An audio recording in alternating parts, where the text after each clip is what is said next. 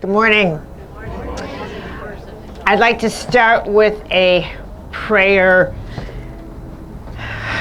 dialogue. Close your eyes. Don't look at me, because I'm not like going to float away. Close your eyes, settle in. Lord, I marvel at the resilience of nature. No matter where I look, I see a theater of life in motion, and I wonder what my life looks like from a distance. What would I see if I could view my life through a wide cosmic lens? Would I even comprehend the significance of all the many currents of life flowing to me, or those avoiding me, as well as those currents that would appear to embrace me? What would I observe? I suspect I would see is that the flow of life, the continuum of life, does not stop for anything or anyone. No one's problems or heartaches or resentments are deep enough or unique enough to stop or shift the natural rhythms or the cycles or the order of life, not even mine. Forests burn and then produce new growth. Earthquakes shape the earth anew. Lands rise and fall. No natural form of life mourns the organic shifting of the sands of time except we humans, Lord. We are the only ones that mourn change. Again and again, Lord, we plant our feet firmly on shaking ground, determined to stop fires in the forests and erupting earthquakes from their task of breaking new ground wide open, because we do not want our lives, our personal worlds, to change. You know, Lord, I want to stop the cycles of life because I'm not sure when those cycles will collapse the walls of my own life or bring some part of my life completely to a halt. I'm not certain I have the resilience to start anew again and again as nature does, and yet I've experienced the grace of resilience flooding into my blood and bones in the exact second that I need it most. Just when I felt despair approaching the energy of my heart, suddenly, in an instant, all I could think was everything will be fine. Despair was shattered like a fragile, thin glass. And I wonder, and I still wonder, how I had come up with such a positive thought, much less how it was that I actually believed it. Somehow in that moment of deep despair, not only did I believe all would be well, I knew it with all my heart and soul. For me, the crisis that had so frightened me ended in that moment. I felt your message melt into me. I would be fine, and everything would be fine. I didn't know how, and it didn't matter.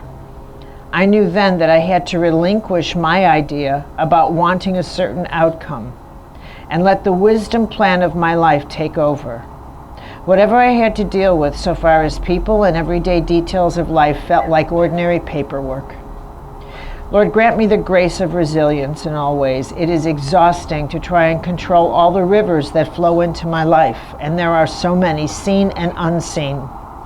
The better choice is to become a good passenger, skilled in navigating the ways of nature, for as we learn to become one with nature, we find our way to you. Amen.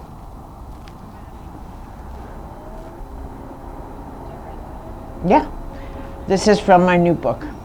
Oh, from your new book, how wonderful. Yeah, super. When is that going to come out? Next year. Next year, okay. And after each prayer, I write some guidance and then a little thing of grace. So it's prayer, grace, and guidance, the holy language. That appeal to you? Yes. That's it. You are the first to hear a prayer from the book. The very first. Shall I read you the guidance that goes with it? So after that prayer, there'll be guidance. And because I think that after prayer, and that's my kind of prayer, that is my kind of prayer. I talk to God. And then I pray for actually what is useful. And it's for what is actually a useful prayer, the dialogue of, help me work something through here. And the guidance is we have endless opportunities that require the grace of resilience each day in our lives. It takes resilience to decide to initiate a new pattern in your life, because you must battle that part of you that will not let go of an old pattern. It takes resilience to continue to nurture a creative vision that only you believe in. It takes the grace of resilience to get up in the morning when you're overwhelmed with problems. Nature is a living theater of the truth that the organic design of living creatures is to be resilient, to survive, to adjust, to find a way through difficulties. We are not good with defeat. That's why we can't accept defeat. We each have a phoenix in us that calls us to rise again and again from the ashes of our despair or challenges. We are born resilient. We are born resilient. It takes effort to stay depressed. Right? Okay. Now then.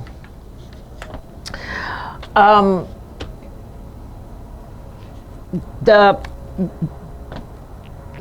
journey into Pythagoras, we're going to kind of veer out again because I have my itinerary.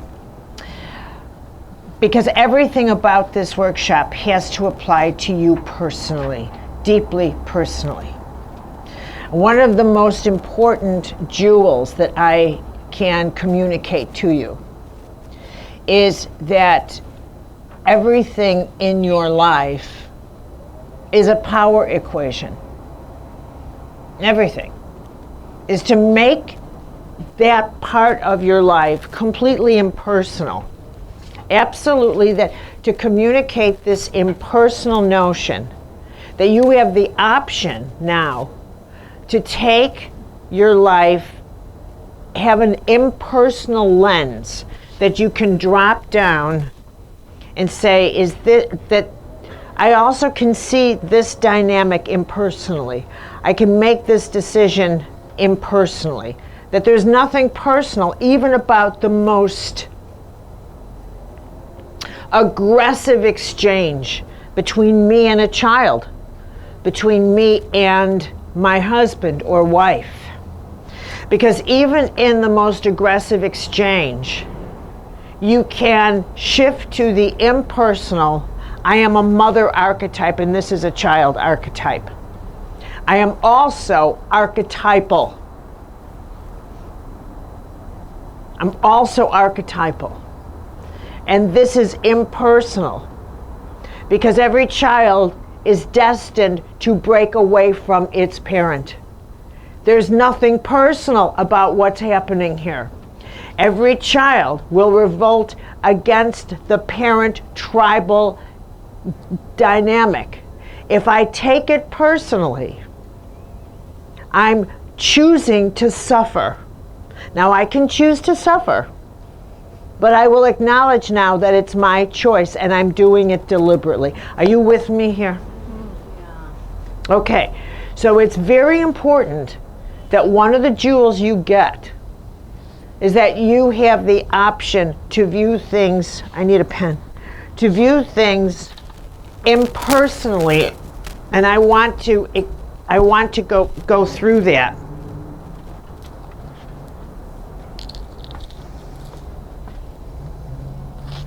I want to go through that in a micro way, because if there's one thing, second thing to communicate to you, it's how powerful every single microchip of you is, down to what word should I use here?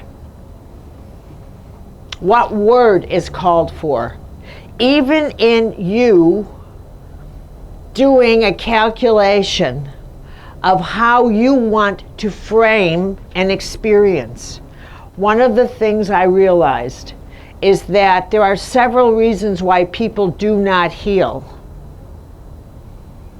And one of the truths is that they don't have the vocabulary.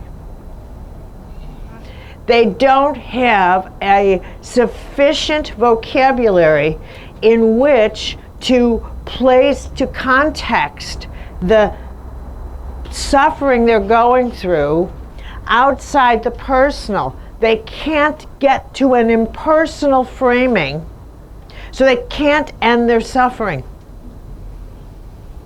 They're unable to deconstruct something. They can only see it personally. To them, whatever it is that's happened has only happened to them. It's only happened to them. Nobody else has ever gone through anything like they have. They can't get out of their vocabulary. They can't get out of their archetypal patterns. They can't become impersonal. They can't get to the higher floors in their own consciousness and use a vocabulary that would allow them to distance themselves, to take positions, like, for example, the number 5, to take 5 positions on one subject, instead of thinking that there's only 2. I win and you lose. You have options. You always have options. Whether or not you choose them is up to you. But the fact that you are choosing not to choose your options is something you need to make note of. Did I say that right? You realize, I am choosing to stay here on the 2nd floor. I'm not going any higher. That's it. I'm staying in polarity because I still need to win. And I'm not giving up being oppositional. That's where my pride comes in. I still need to win. That's the way I see life. Those are the rules I want. And I'm not giving up those rules. And what you need to, if that's how you want to work with your power. And if that's how you want to work with your power, you'll choose vocabulary to accommodate that. You'll choose your clothing to accommodate that. You will organize your social life to accommodate that. You will organize your energy field to accommodate polarity. You will problem solve according to that. You'll organize your finances, and you will be an addict. Every person who deals in polarity is an addict. It is the addiction dynamic. You can't ever not be an addict when you live in the number 2, when you live in polarity. You have to be an addict. There's no other way. And I'll explain that. So, I'm going to go into number 1, 2, and 3, but I'm taking you into your biology. I'm going to take you into vocabulary. I'm going to take you into you and power. And I need you to go into yourself, into your world, into how you function in your life, down to the microcosm. What I realize is that it's a very rigorous journey to know thyself. What Teresa of Avila said is that the spiritual journey, and she was my first spiritual director, but this brilliant, unbelievable, brilliant, holy being, was that the spiritual journey is about knowing yourself, down to the very threads of your cell tissue. It's not about knowing anybody else or controlling anybody else or trying to figure out what anybody else is doing at all. 0. It's about you figuring you out, down to the microchip, because it's about you managing this power that you have. Because at the end of the day, every single breath you take is an act of creation. Every breath, everything you, every response, everything is an act of holy creation. And this little scale here, your first, second, and third chakras, if I could shrink you into the world of your tribe, of your sexuality, of your weapons and guns and money and your wallet, look what's down here. Your fight or flight, your magnetic attraction, your soul. Think of how you think down here. Down here, it's all about you. It's your animal instinct. It's your gotta have this. You're not even rational down here. This is your bunker mentality. This is the part of you that if someone says, oh my God, it's gonna snow, you're gonna go out and buy everything on the shelf and you don't give a damn about anybody else, and it shows you how you really think. It's the real you. It's the real you. I used to look at this United Airlines, they used to have this filthy red carpet they would put out for people who were red carpet club members.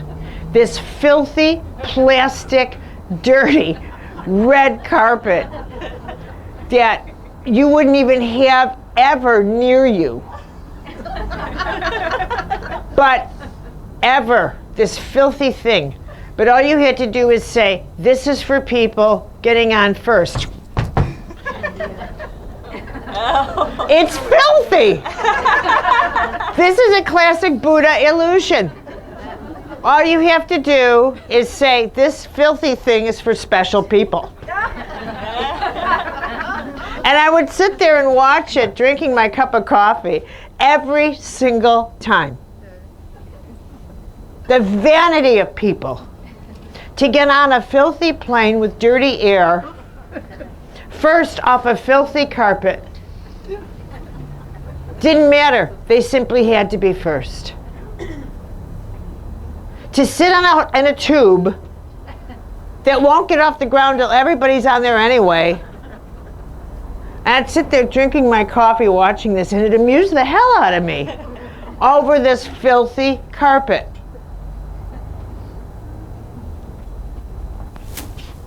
This is your consciousness below your waist. And it's in this world here that your five senses reign. They rule. So it's what they can touch and hear, taste, smell. What Plato, what Pythagoras, what Aristotle, what they called also the ethers, what you could sense, a little bit in the intuitive world. For them, for us, this is the real world. This was the world in Adam and Eve's story that heaven said, so which do you think is real? The world from which you came, the immortal world, or the world you're eating, the world you're touching? Which do you think is real? Choose. So they're eating, and they're saying, this must be. Okay, you stupid people. The world of sensuality. And so it is. And so it is. And so this is where our senses, we battle the senses. Okay? This world is the world above your waist. And the power in here is going to battle the power here. Because this power is your power that has no reference at all for your five senses. This is the power of, I sense something is funny here. This is emotional power.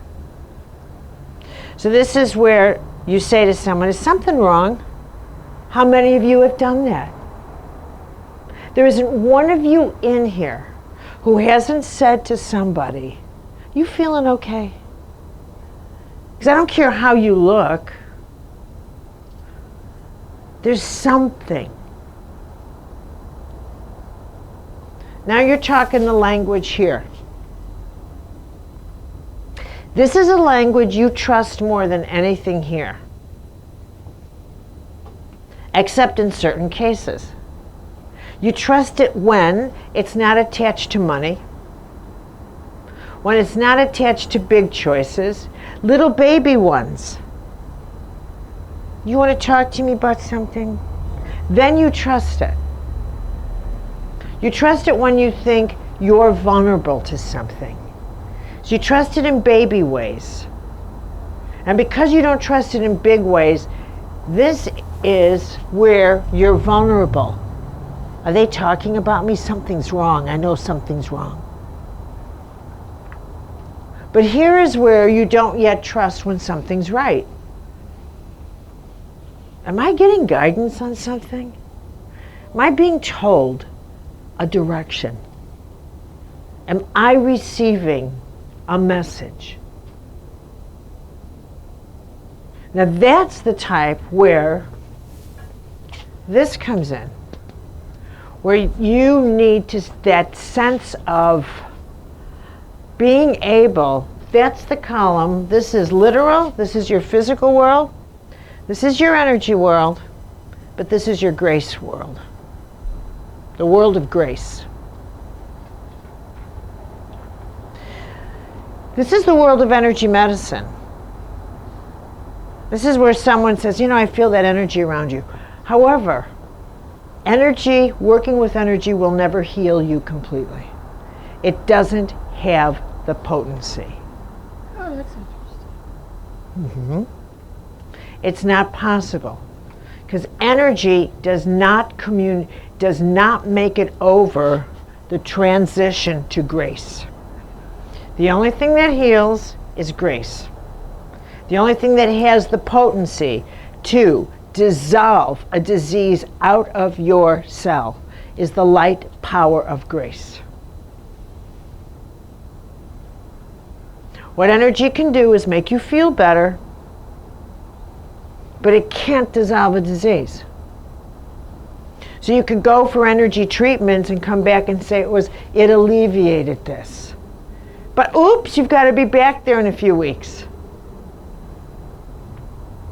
But you'll never come back and say to me, it's gone. It's completely gone. Unless grace and prayer were involved. Unless there was a complete intervention from this realm. From this realm. And in the language of Teresa, I can tell you what I know about this realm, and after that, God has ways of just coming that have nothing to do with what I say.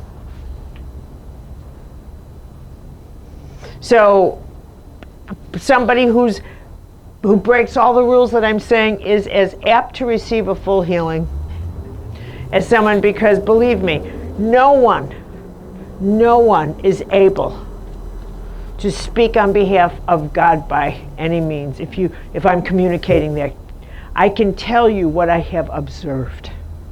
I can tell you what I've observed consistently in my life, but by no means can I speak up on behalf of the full nature of God. Are we in agreement here? So that's where I draw the line on my capacity. What Teresa pointed out, which is, I can only tell you what I have observed. I also know no one knows the limits of God. And that is the story of the prodigal son. I'll do what I want. I'll do what I want. You could be as good as you want, and then you get your just desserts, and you could do whatever you want, and I'll give you whatever I want. I know my soul's period. So there's no way that we can ever figure out anything, except one thing is truth. The laws are consistent. which is why one of the constant messages of Yahweh or Jesus or God or Buddha, or wherever you go in the Hindu tradition, it is law. This much we know. Nature is law, your body is law, mathematics are law. That much we know. And we know that the order of our body is law. If you break the laws of your body, bam. And if someone breaks the laws of a relationship with you, you get them. So be mindful that you're a creature of law. You have your laws. So don't think you operate any differently than the way your body operates. And this is something you have to understand about yourself. You operate the same way. You're a creature of law. And when someone violates your law, you immediately go into this sense of, I'm going to judge them. You kick in your court. You decide what you think a just punishment is. You have a dungeon in you. You put them in the jail. You decide how long they should be in jail. You know if you have a merciful heart or not. So you operate in the same way. It's imprinted on you. Now, we are now in this era of quantum, which means the quantum of us. We need to know how our quantum nature works, how our little molecules of light work. We need to understand that every one of our little quantum words, our quantum thoughts, our quantum sparks have the power to create. We have so much power, it's unbelievable. So you may never say again, what can I do? No more of that. You are never allowed to bow out of a situation ever again. So Teresa says, the way to the soul, the way to you is self-knowledge. That you examine, why do I do this? Why, what's going on with me? What's going on with me? And you pursue that. And you don't put another person's name. It's not about you in relationship to your brother, to anybody. It's we may have had horrible experiences here and there and here and there. We cannot change those. But we can examine again and again what they've done to us and how they've shaped us. And how in the shaping of us, we see the world. What they've done to us, what those experiences have done. That is what remains the malleable part. That is what we cannot go back and change that, but we change that by changing us. We cannot punish anybody for that.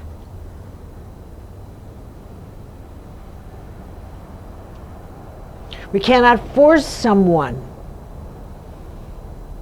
We will resolve nothing by going back and forcing someone to say, you're right, I hurt you.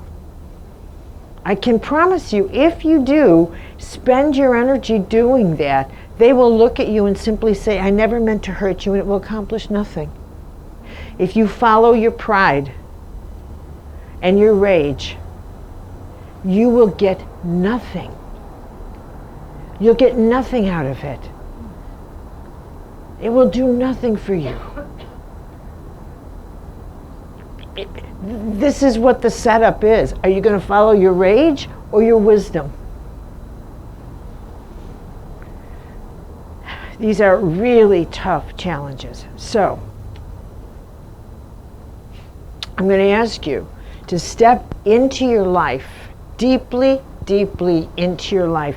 And this is where I'm going to give you how Pythagoras drew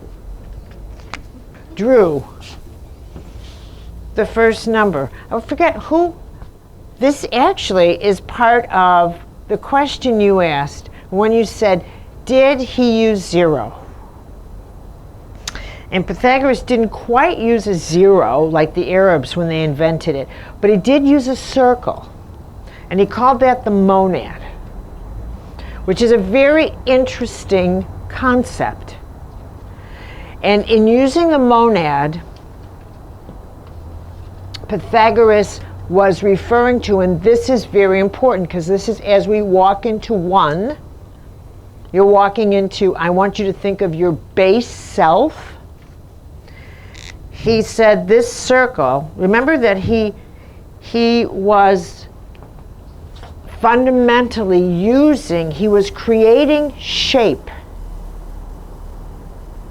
He was creating shapes. From the circle, he went into angles. He was the father of geometry and algebra. He was creating the science of angles. When he realized everything was angles, the triangle, the square, that with these angles, you saw the shape of the universe that was completely geometric, which is why it was alive to him. That once you had the calculations, you could see everything differently. It became this magnificent place. Now, this is what's so important to grasp. This wholeness is the center of you. So I want you to step into your wholeness. And from the Pythagorean point of view, he says everything begins in the center of the circle. Because this is the fundamental shape of life. Everything is circular, orbits, everything. So your energy field is circular. Everything around you is circular. You just think of this. It's so important. It's so important for you to get this. You live in this orbit. You live in a circular universe. You reside now in a circular field. And the place where you are most comfortable is dead center. Dead center. Now that's a terrible way to put it. What's better? Live center. Okay, yeah, that's not a good place. Okay, so we want to say center. Now, the primal law by which all life works, including us, is the law of balance. The law of balance. So this regulates, this orders our power. The object of the living object is to stay centered. Is that not what we say? Stay centered. Don't lose your center. We say that automatically. It's like archetypally, somehow we figured out that we need to stay centered. That if we're not centered, we throw ourselves off balance. What you don't get is how serious that really is. That when you throw yourself off balance, you actually fracture your energy field and you enter the number 2. Or you enter duality. Because when you throw yourself off balance, it's because something punctured your consciousness, an other, an issue, an aggressor, a force outside you, an opposition, a fear, something that doesn't think like you. a thought form, an attitude, a virus, an other. Are you with me? Okay, so now I am separated from my whole and I'm fractured. I'm off balance. Teresa would call it a reptile. I have a reptile that's come into me. Buddha would call it an illusion. But it's put me in a duality that says it's me or that. And as a medical intuitive, what I was reading was your number twos, where you were other than here. So to put it in that way, in pure mathematics, that's where you lose the percentage of your energy. And it's pure mathematics to say the percentage of your psychic weight then converts to time and how much of your energy you expend to these illusions that you want to energize, that Buddha would say have no truth to them, but you keep them engaged. Memories, illusions, emotions, battlefields, the need to win. Even Jesus would say, leave the dead alone. They're dead. He wasn't referring to corpses. Leave all that alone. Buddha would say that, what are you doing? Just be in this present. There is nothing else but the now. Now it's really difficult to live that way. We have all of our memories, but what we don't want to do with the memories is animate them in such a way that says, if I'd only done this, if I'd only said this, if I'd only been this, then this would be happy. Because you give yourself credit for much more than you have any right to give yourself credit. Who do you think you are? How do you think life had to, that someone else's destiny or fate resided on you? Oh, you have so much power. You don't realize how powerless you are. You forget how insignificant you are. You need to go put your face in the toilet. No, I just said that to myself. Yeah, you did. You know. So, are you with me here? So in my very first exercise for you, because in order to really feel this, you're going to identify, you have to feel it. Pick out 10 fragments, 10 places where you could feel that you are, and here's one way to identify it, where you are other than here. Where are your fragments? Where you feel like I'm always worried about, I'm always concerned, I haven't settled this, I'm convinced that if I don't do this, no one will. I'm always at odds with this person. Settle in and identify where your energy is at work in some other way that is draining you. That's draining you. My little dog is sick, so part of me is always going home. And I can feel it. I can feel it. And I have to pull that back and say, I can't, that's not helping her, it's not helping me. And it's this guilt that I'm a bad doggy mom. And I should be with my doggy. And I have to pull it back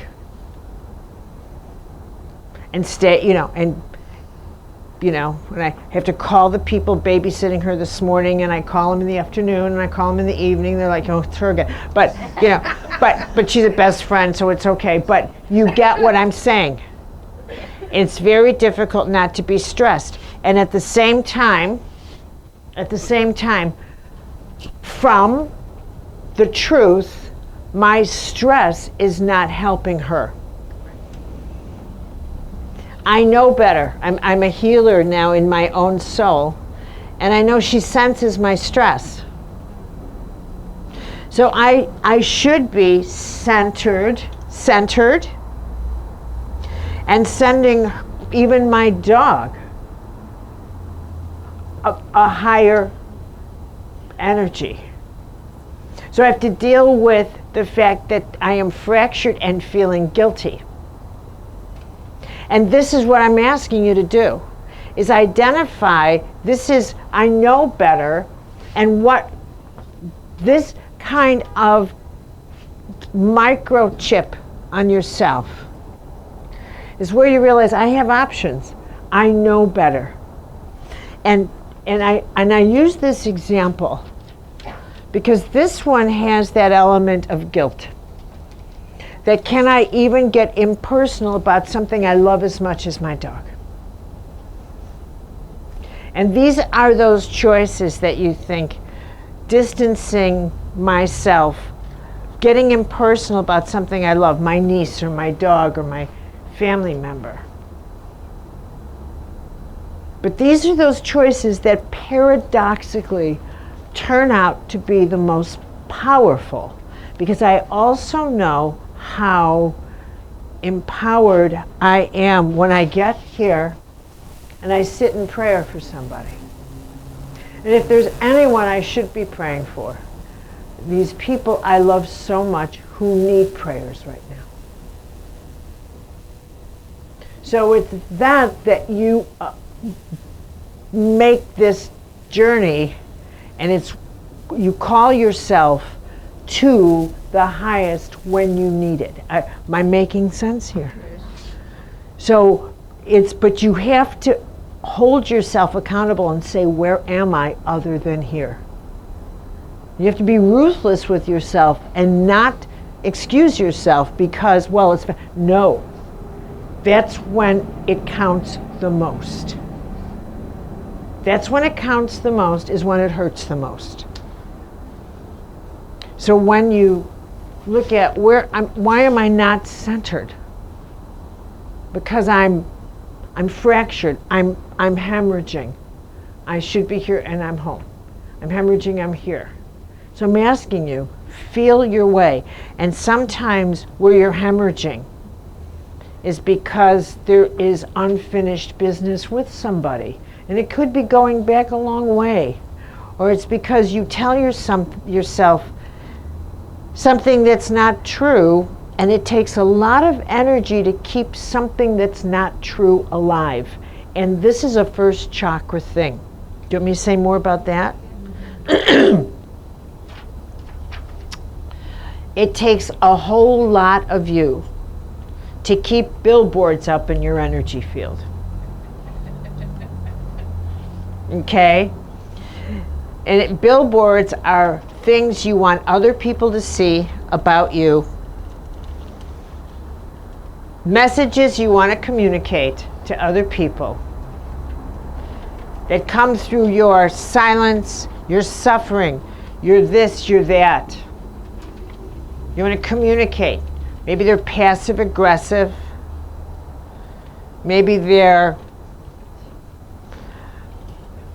pardon me if I'm looking in this corner. And it takes a whole lot of energy to keep your billboards up, because you want to magnetize them. You want people to see them, and remember, you have to dress them up because they have to almost look like they're not there, but they are. It reminds me of, I'm totally addicted to this series called the British Bake Off. I don't know if you watch it. Okay. I mean, I'm just addicted to it. And of course they want me to be a baker, but it's like my fantasy to bake like that. It's my fantasy to bake like that, and it's my fantasy, really. So I saw this one episode, I don't know if you saw it, but it's on baking illusionist cakes. Did you see that one?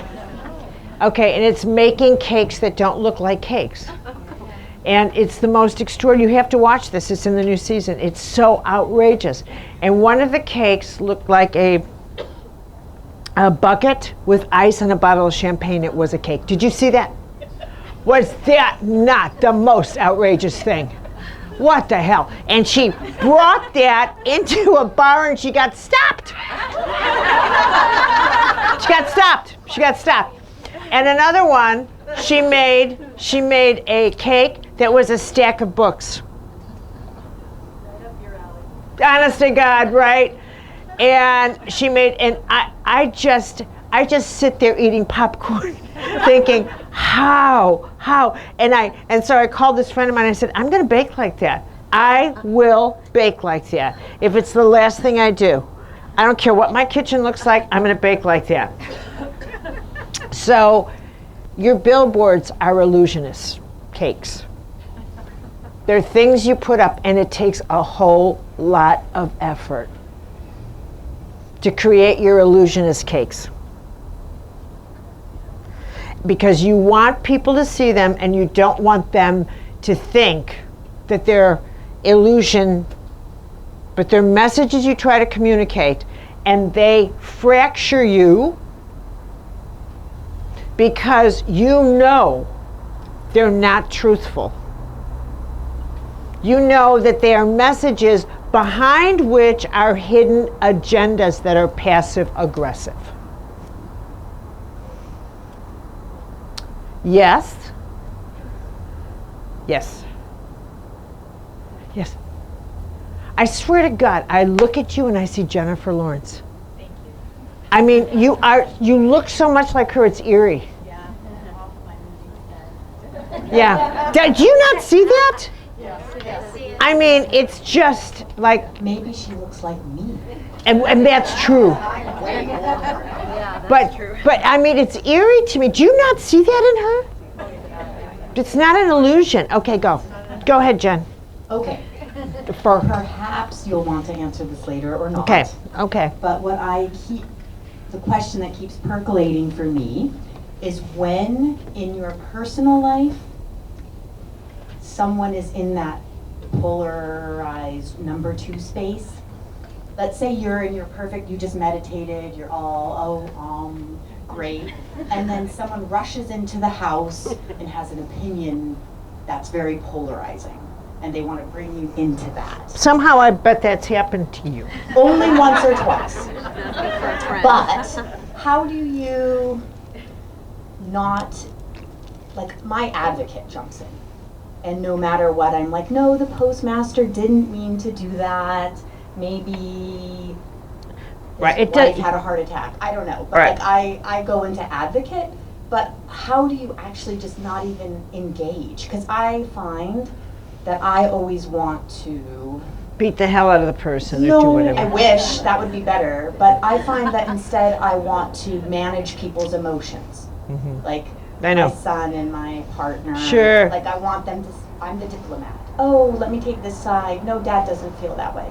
No, you don't feel that way. Oh, we all love each other. Everybody, oh, this is, and it's like, how do I not, number one, it's not my business, even though I'm the mom, it's so hard.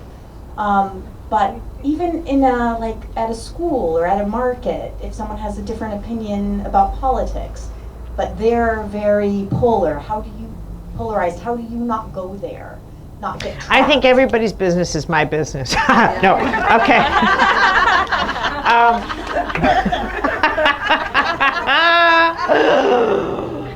Oh my God, you have a different opinion of me. Let me straighten that out. Okay.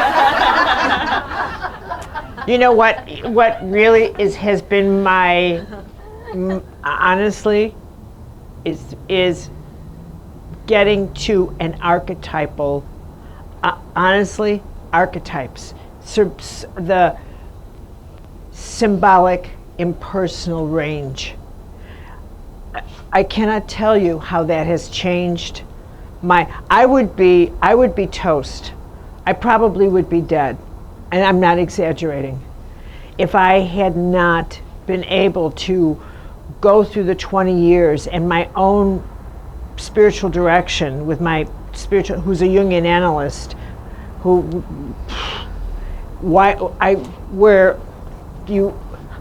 I had to make that journey to, and I started out, and I'm just going to say a little bit here about myself because I don't care to go there, but the very first day I walked in,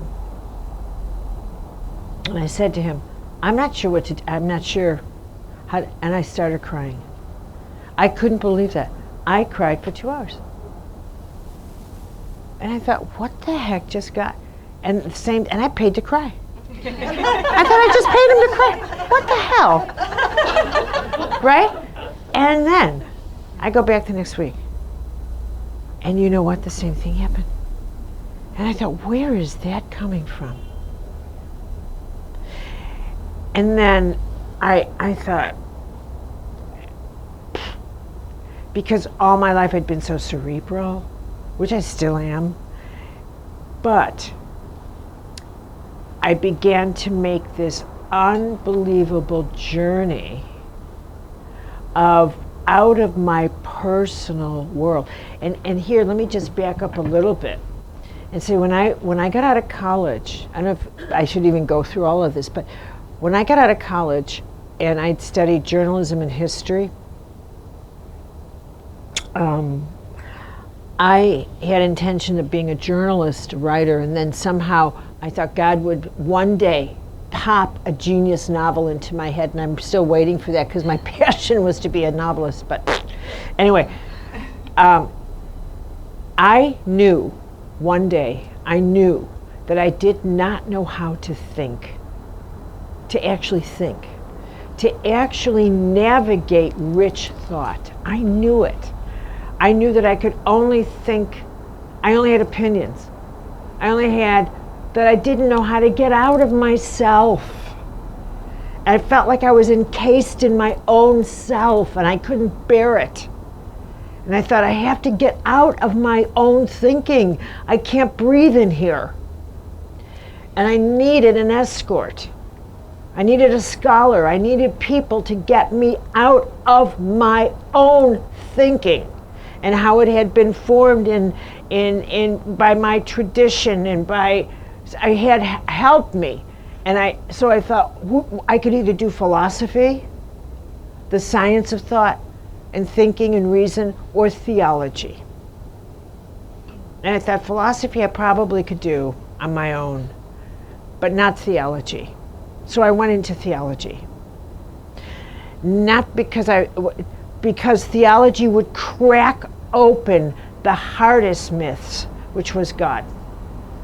I thought I won't be able to get out of my God myths on my own. I could do philosophy on my own because it was a Plato, and I could navigate Nietzsche. I could do all of that on my own, but I couldn't get out of God on my own. And I needed to do that. So I went that way and watched one thing crack after another, slowly but surely. And then I got into much later, not till I was in my 40s, did that moment come. After years of living alone in New Hampshire, after years of working with Norm to become a skill I didn't even know existed, came the moment when I heard, you don't pray. And I knew that it was a directive. Okay? So that changed, and then the seizure. And then I heard Teresa. And that took my world backwards. And then I had to have Tom. And I had Tom, my spiritual director.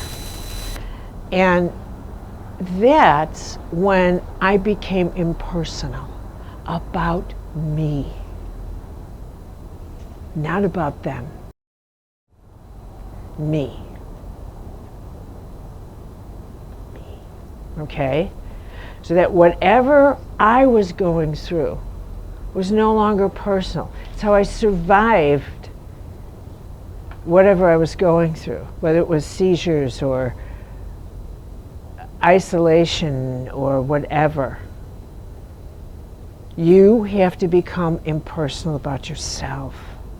And that, and the final part of that was my last engagement. And I thought, no. And when I passed this test that nobody understands but me, nobody but Tom and I understood it. It was to be impersonal about my own journey, which became so personal and beautiful to me, realizing I was so whole that I was so whole and I so loved my life. And I thought, I entered ecstasy when I said, no, this was perfect. I had achieved some kind of wholeness. When you get impersonal, you are never more personal, and that's the divine paradox. You're never more able to love what you have and love what you're doing than when you're so impersonal that however God orders it, it's perfect. So when you look at someone and they come in and they explode with an opinion, that opinion is not threatening to you. You see it as that journey in that moment for them. It is not personal. And in that, they are totally personal in their journey that you can embrace in an impersonal but open heart.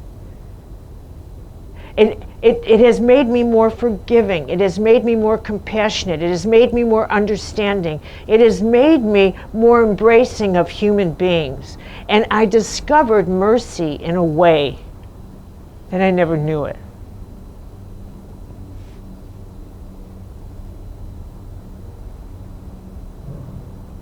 You see?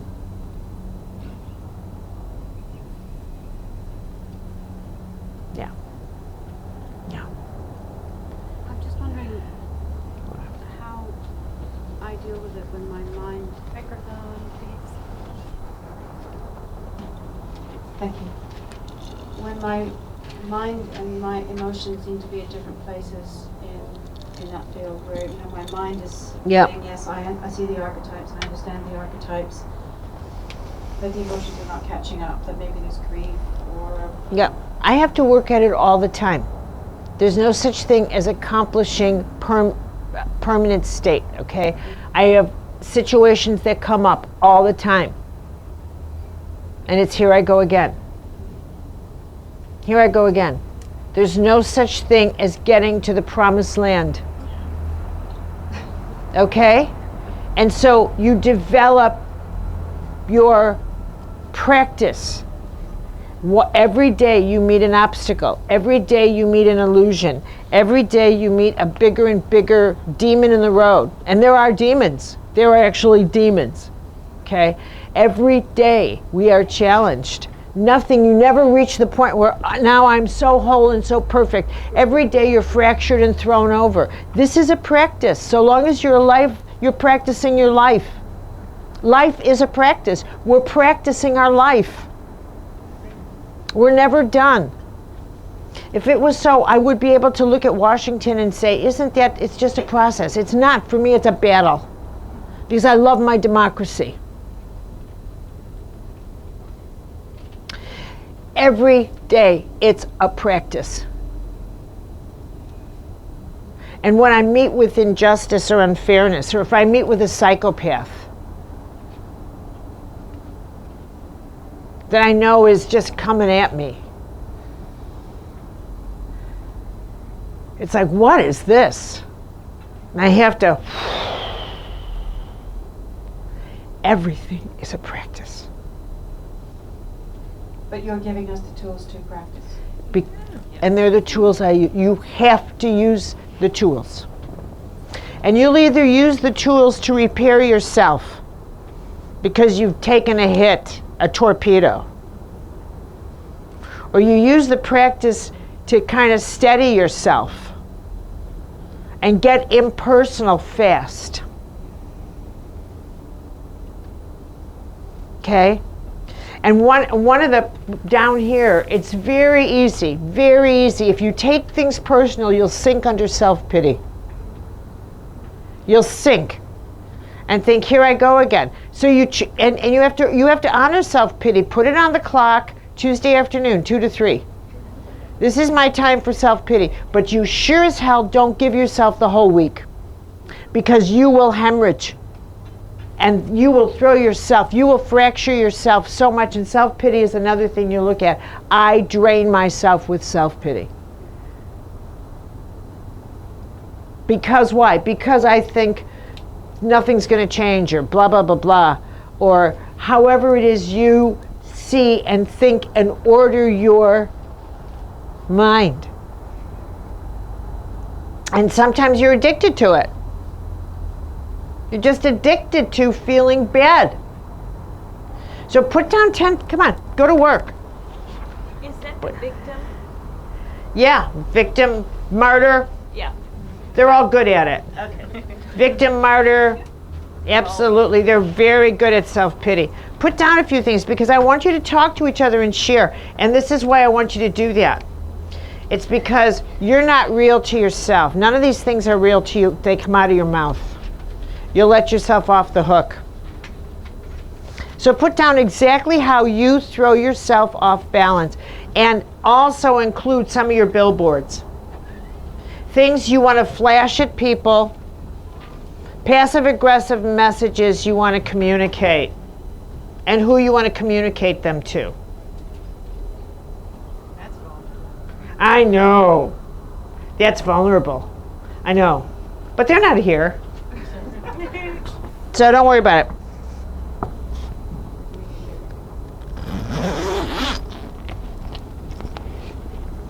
You okay with this? Yeah. Oh, yeah. Whew, la la. Oh yeah, please. Yeah, yeah, yeah.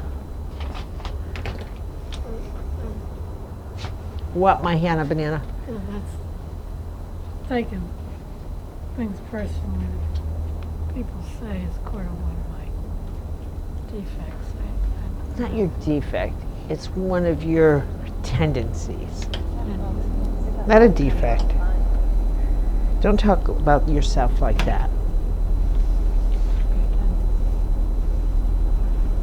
Don't take anything personally, that's why. Yeah. What would it be like if you took it impersonally, Hannah? You said, I didn't mean that. It doesn't matter. It would be free. That's right. It's private. Yeah. What do you think about that? Oh, that'd be nice. Oh, but and what if you did? I mean, what if you tried it? They're just saying that because it's habit now. It doesn't mean anything. What's the message they're trying to get across? To me. Yeah. What are they trying to say to you? And who are they? Who are you talking about? Oh, just anything, mate. Just trying to think just anything, mate. Who's the I've Who's the they? I don't know. It's my whole life I've taken things personally. When people have made personal remarks. So, it's been a defect all my life. It's not a defect. It's a place where you're at. If people say they love you, do you take that personally? No. You don't hear it, do you? What? You don't hear I it much. probably don't. No. Probably don't. It's interesting how you screen what you take personally. You take rejection personally, but you don't take encouragement personally. People are just doing their own thing. I just have to. Yeah, Has nothing to do with me. pretty right. It's probably the truth.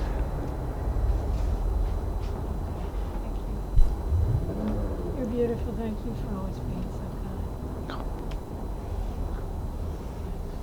I'll start with the moment I popped out.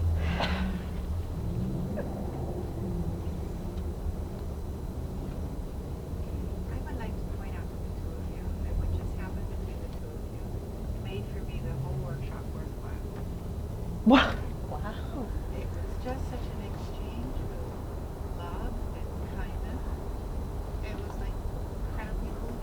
Oh, No, I mean it for both of you. I mean, you're both playing a part. And it's just so beautiful. oh. Oh, thank you.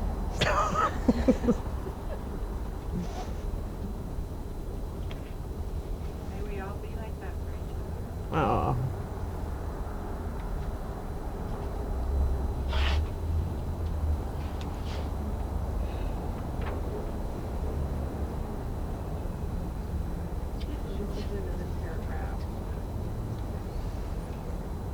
You know, as you think about where you're hemorrhaging, you're setting up your opposition points and where you fall out of balance. And what's important, if I shifted now to teaching Teresa of Avila and took you into your soul and into the mansions, and we went into the first mansion,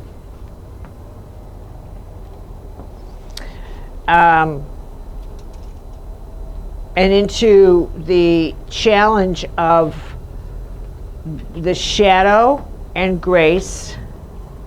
This is where you face your shadow of pride. So this is where your shadow of pride always comes up. Because this is, remember, your circle, this is also your sense of tribal power, and this is where your pride is at its stronger, and it could go into hubris, and your need to be right, and your need to stand your ground, and this is where you're going to first taste your sense of how destructive you can be. Of how destructive. Of how the way you want to order the world is the way you want to order the world. And what you're willing to, and please hear this, how much of your power you're willing to negotiate and expend of your life in illusions to prove that the world you see is the world that exists.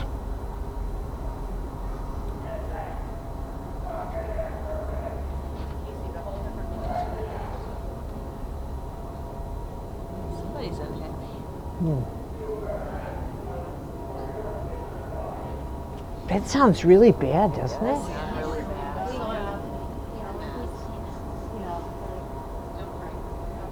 Oh. Okay, let me say that again, because this is really, really important, and it applies to all of us. How much of what really throws us off balance, and this is something we face all the time, whether you're looking at the red carpet, something as foolish as that, but at the end of the day, most things are foolish until you get to the impersonal level. Now I have to explain this fully. How much of your personal life force you're willing to expend in keeping an illusion alive. I've got to be right on this. I've got to be right on this. Now, Teresa of Avila had a beautiful metaphor, an absolutely beautiful metaphor. And she said that,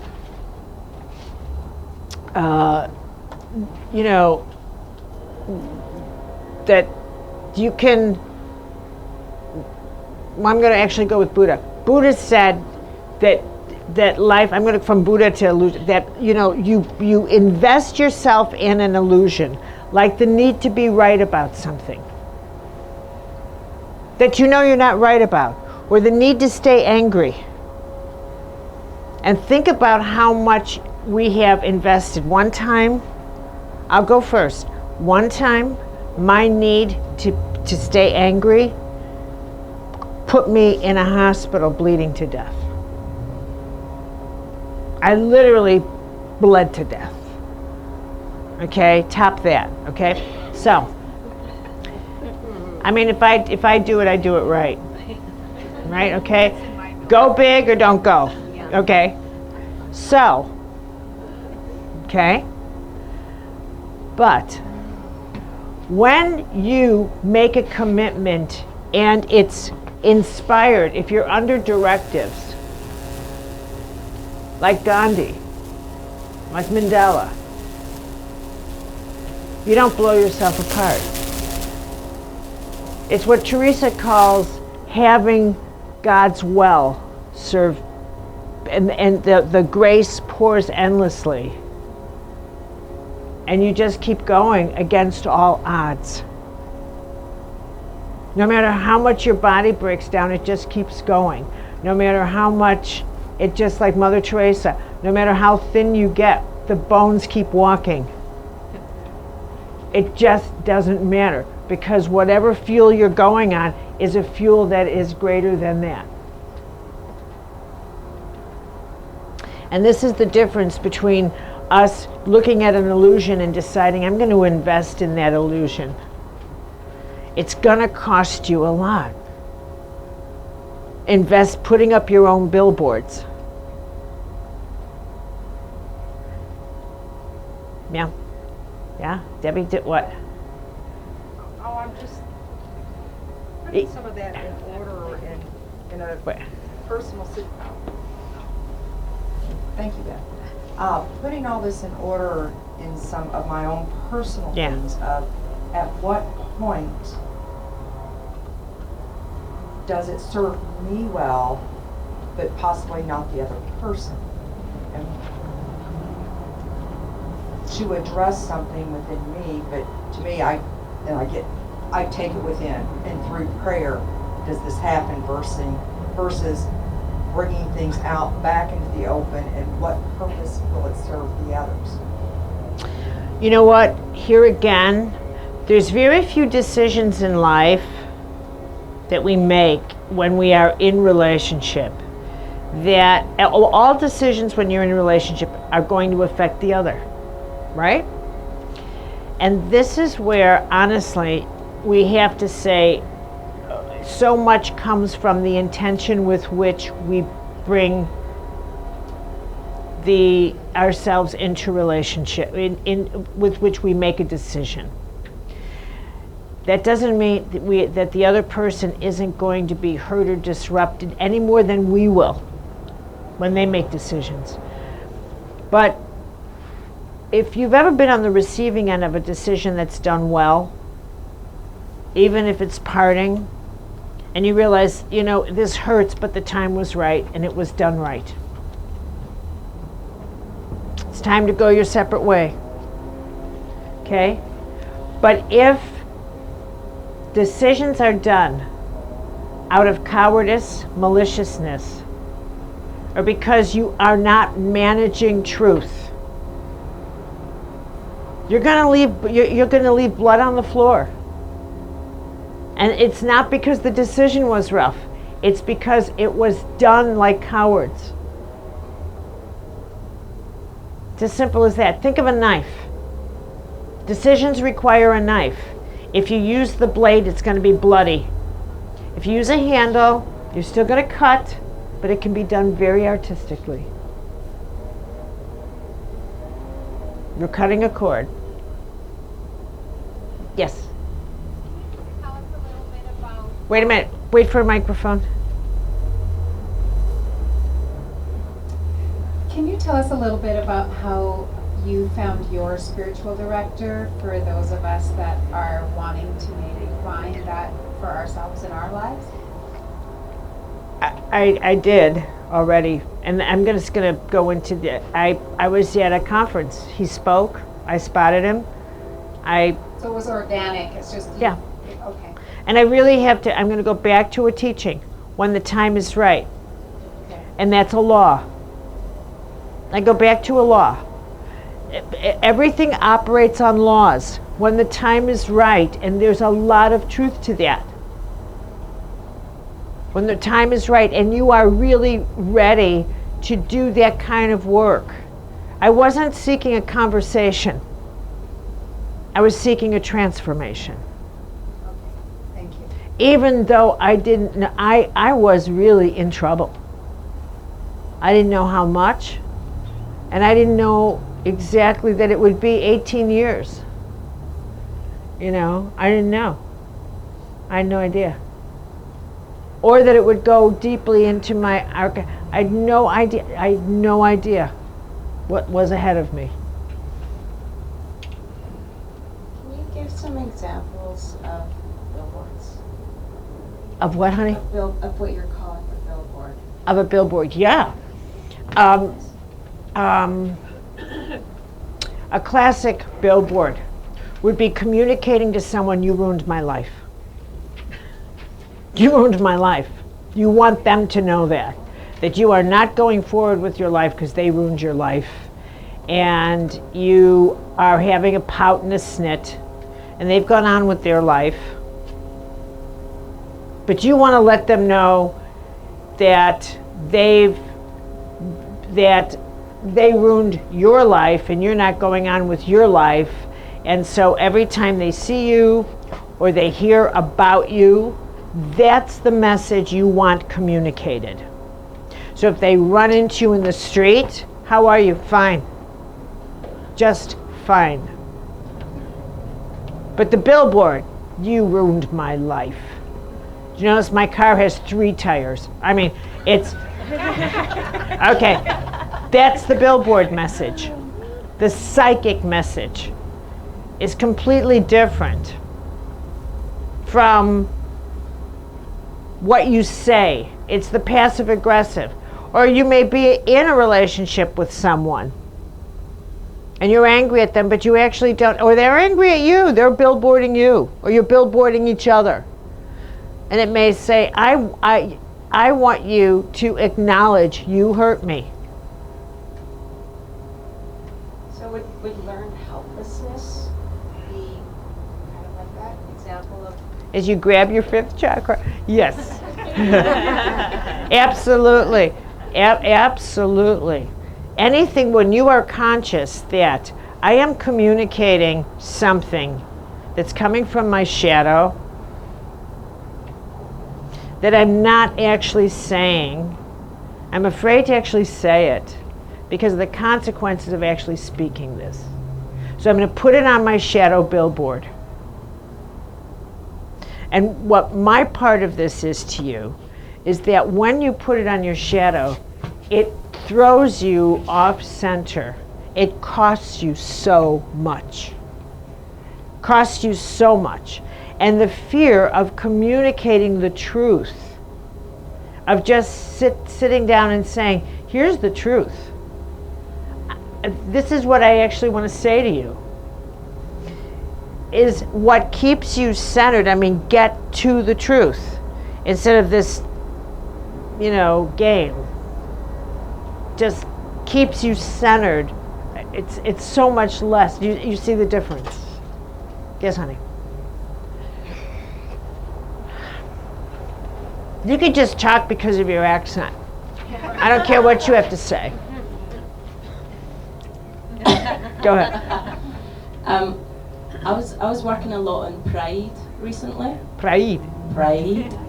And I was thinking about cultural influences, and all of a sudden I realised that in Scotland we have bread that's called Mother's Pride. Yes, I know. Yeah. And then I thought, how absolutely mental is that? We feed our children pride. We actually feed them that, literally. I mean, and Scottish people are really proud, which can be an attribute and can be an absolute killer. And I think it's just something that we need to watch, It's like, feed your children pride, really. I have never encountered that. I've been in Scotland 36 years. Never had, no, I've had mother's pride, but I've never ever had like arrogance or anything out of the Scottish. Just kind of a humor. I've never encountered what you're talking about. Like I would say the hubris, the shadow side of Scottish pride. No. Oh, you need the mic. She needs the mic. No. Carolyn, people in Scotland can fall out with each other. Oh, well, over, yeah, okay. Over pride. Yeah, day to day. It nearly destroyed my family. Yeah, okay, the day-to-day micro, yeah. Is shocking. Actually, yes. Pride is sometimes so... The clan, it's in your blood, yeah, so I take it back. Yeah. I take it back. Yeah, I take it back. Yeah, actually, yeah, I have a friend, Peter, that's, well, take it back. I bow to that, that's right. Clan temper, poof. Yeah. Talking about billboards earlier, the way I understood it is that it's negative messages. Yeah. But they can be positive also, right? We can have positive billboards? Well, I think we could talk about putting up positive billboards, but right now I am speaking specifically of the billboards we put up that throw you off balance because because it fractured and it creates the number 2, an opposition point, and it creates a separation. And what people don't get in relationships is that kind of thing separates you from another. And when your billboard is flashing, I don't care how much therapy you go into, I don't care how much you want to, let's talk this out. So you might be talking, but if your billboard's flashing, you don't mean a thing you say. And you need to admit, I've got a billboard on here. You must get to the point, you must acknowledge that your psychic field is your primary language.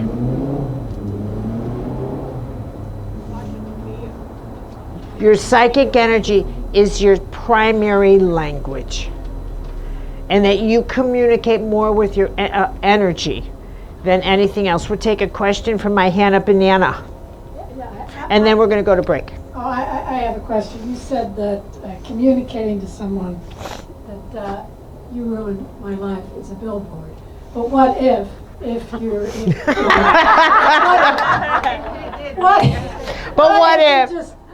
what if you're just I'm thinking about you ruining my life. What? what if you're just angry? It's not that. If you're angry that you in life have listened to other people instead of yourself. In other words, you've been a prostitute because you think you had to have their approval or something, but you weren't strong enough to be your own person. So that's really what's behind it. Is that still a billboard? Not strong enough to be your own person. So you listen to others, and if you listen to others, you still... Hannah.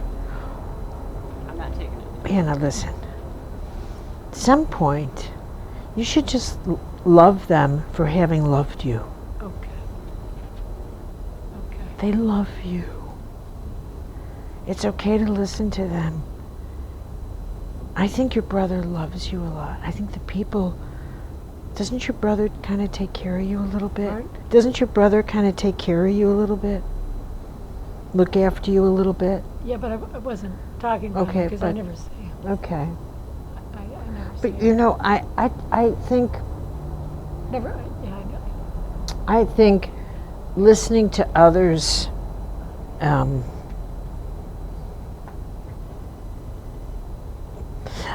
I think, you have to kind of forgive yourself for being so innocent and open-hearted and well-meaning. I think you kind of go with the angels a little bit. I do. And I think angels protect you. And I think you need to kind of rest in that a little bit. I do. Okay. I think you have to stop hurting yourself for being a kind, innocent person. Stop trying to figure out how come you trusted people that maybe it shouldn't have happened, and maybe you should just look at your life with the years you have left and think, God, you've taken care of me. It's been an unusual journey. Well, that's true. But you have. Yeah. And from now on, just look at that and think, you've actually taken care of me. And look at your life with wonder, because you have been taken care of. Okay. Really, you should start looking at it with a great deal of wonder.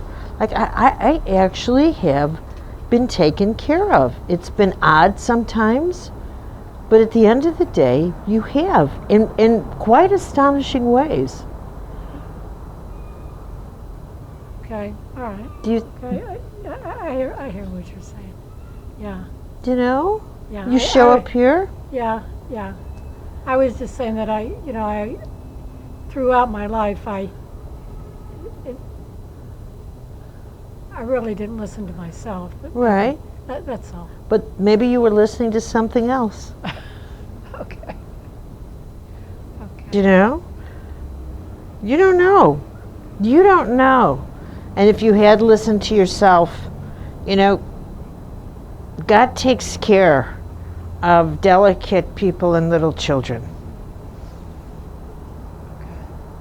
Sometimes you didn't listen to yourself for reasons you don't know about. Okay, that's thank you. Okay, break time.